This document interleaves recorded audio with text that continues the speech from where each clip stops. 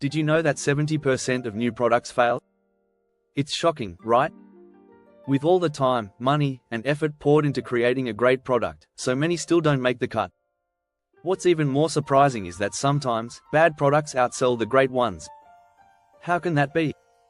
Welcome to the wild world of marketing, where perception often trumps reality. Imagine this: a product with poor reviews and low quality can still fly off the shelves just because of clever marketing strategies. It sounds unbelievable, but it happens all the time. In this video, we'll explore why bad products sometimes win the sales race. We'll dive into the hidden power of perception, the myth of product superiority, and how emotions drive consumer choices. You'll learn about the dark art of packaging and why convenience often beats quality. Get ready for surprising insights, shocking facts, and a fresh look at what makes products successful, or not. You won't want to miss it. Chapter 1: The Hidden Power of Perception, selling the illusion it's not always the best product that wins. Often, it's the one that looks the best. In marketing, perception beats reality more times than we care to admit.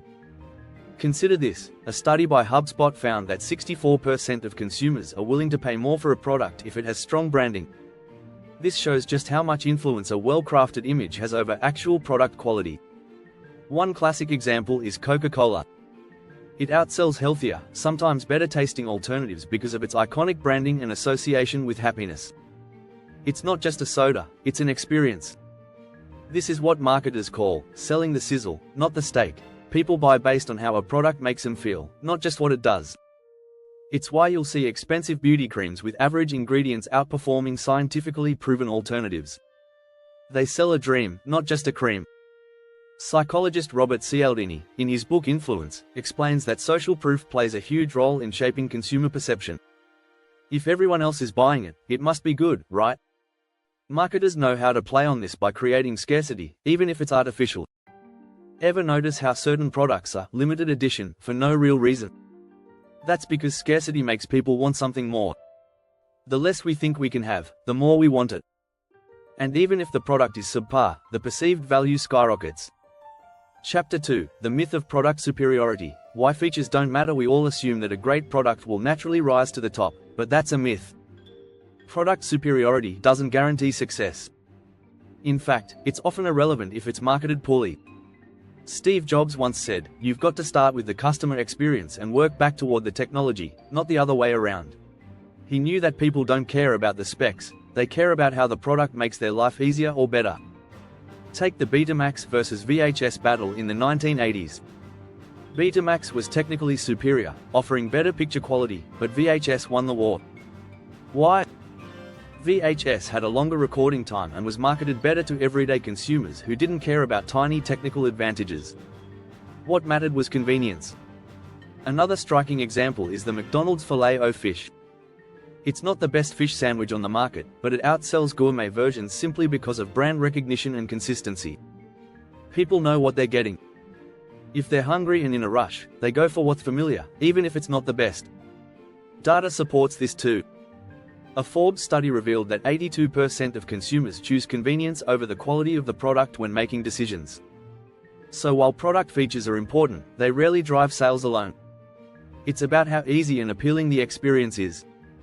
Chapter 3: Influence over Innovation, the role of celebrity endorsements in today's world. Fame can sell anything, regardless of quality. Studies show that 92% of consumers trust recommendations from influencers over traditional advertisements, Nielsen. That's why celebrity endorsements are such a powerful marketing tool. Consumers assume that if someone they admire uses the product, it must be worth buying. Look at Cristiano Ronaldo. When he endorses a product, sales skyrocket, even if the product itself is mediocre. A famous example is when he removed 2 Coca-Cola bottles during a press conference, and the company's market value dropped by $4 billion within hours. That's the kind of influence celebrities and influencers have on consumer behavior. However, endorsements don't always mean the product is top-notch. Celebrities are paid to sell, not always because they believe in the product. Still, the halo effect kicks in. If you admire the person, you tend to admire whatever they're holding.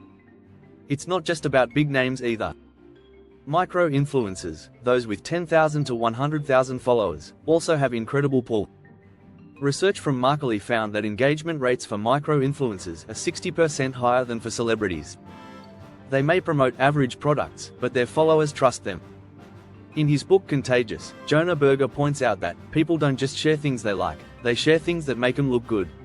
Influencers understand this perfectly, crafting narratives that make the product seem like it's a must-have, even if it's not. The result? Bad products can outsell great ones simply because someone famous gives it a thumbs up. If you're enjoying these insights, don't forget to subscribe for more exciting content on the fascinating world of marketing. Chapter 4: Mastering the Emotional Hook. From FOMO to status symbols, emotion sells. It's a simple truth that drives many marketing strategies. Products that target your heartstrings, or play into your fears, often outsell those with better functionality. One of the biggest emotional drivers is FOMO, fear of missing out. People don't just buy products for what they do, they buy them for how they make them feel or how they make them look. Marketers have become experts at tapping into FOMO. Take the Apple iPhone, for example. It may not have the most cutting-edge technology compared to some competitors, but Apple's product launches always create an emotional frenzy. People camp out overnight, not because they need a new phone, but because they don't want to feel left out. FOMO drives about 60% of millennial purchases, according to a study by Eventbrite. It's the same with luxury brands like Gucci or Louis Vuitton. The products might not be that much better than non-luxury alternatives, but they sell because they represent status. Owning one of these items says something about you. It signals wealth, success, or exclusivity. Psychologist Abraham Maslow's hierarchy of needs explains this as a form of self-esteem and belonging. People buy into products that make them feel accepted and valued. Emotional marketing doesn't just stop at status or FOMO. Think about ads for cleaning products or insurance. Companies like Lysol don't sell just a disinfectant, they sell peace of mind. It's not the product, it's the emotional safety net they market. Daniel Kahneman, in his book Thinking, Fast and Slow, notes that people tend to make emotional decisions first, then rationalize them later. And that's exactly what bad products leverage. Chapter 5: The Dark Art of Packaging and Presentation. First impressions matter. In fact, they can be the difference between a product gathering dust on a shelf and one flying off it. Packaging is often underestimated, but it plays a critical role in how well a product sells.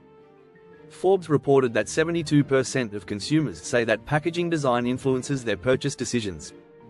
Take Red Bull, for instance. It doesn't taste great, and plenty of other energy drinks boast better ingredients or flavors. But Red Bull's slim, sleek can and strong branding create an image of power and adrenaline. People associate it with extreme sports and high performance, which is why it dominates the market.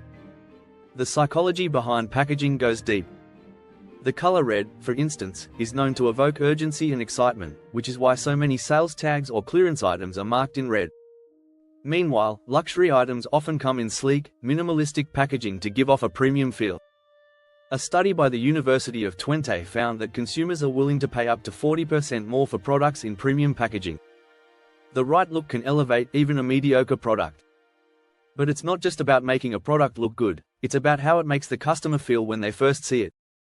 This is why unboxing videos on YouTube are so popular. People love the experience of opening something that looks and feels special. Apple mastered this with its packaging. People describe opening an Apple product as almost a ritual. If you found these insights fascinating, make sure to subscribe and stay tuned for more engaging content on how marketing shapes our choices.